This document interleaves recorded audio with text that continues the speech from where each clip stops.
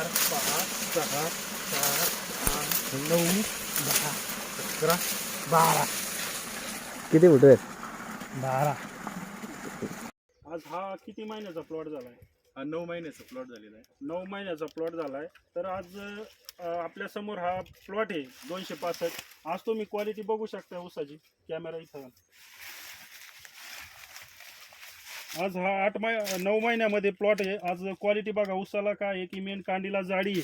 आणि आज हा बघा तुम्ही 1 2 3 4 5 6 7 8 9 10 11 12 13 14 15 16 17 18 19 म्हणजे 19-20 कांड्यावरती हा ऊस आहे आज 9 महिन्यामध्ये. आणि सगळा जे आहे तर आज हे बघा हे पूर्ण बेताड जे आहे तर एकसारखं बेताड आहे. आणि पूर्ण प्लॉट हा एकसारखा आहे आणि काळुकी पण आहे. याला आज 9 महिन्याचा प्लॉट झालाय. म्हणजे अजून नाही म्हणलं तर 4-5 महिने म्हणजे याला तुटायला जाणार आहेत. तर याच्यामध्ये आज क्वालिटी बघू शकता आपण.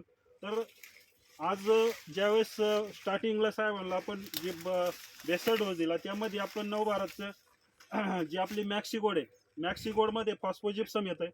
जिप्सम हे काय करतं, जमिनीचा जो pH राहतोय 7.5 हा मेंटेन करायचं काम करतं आहे. जे आपण वंडर शेवन दिली, वंडर शेवन बॅग जी राहते तिच्यामध्ये जे आपलं मायक्रोन्यूटन्स राहतंय, मायक्रोन्यूटन्समध्ये लोह जास्त झिंक कॉपर वगैरे हे मायक्रोन्यूटन दिलं.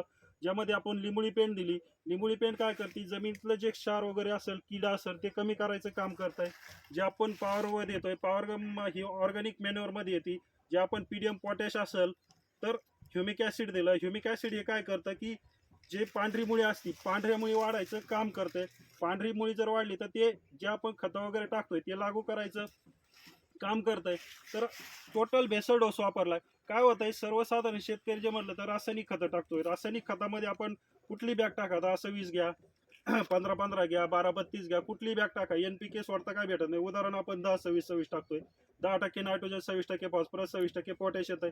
तिथं तुम्ही 12-32-16 घ्या, 12% नायट्रोजन, 32% फॉस्फरस, 16% पोटॅश.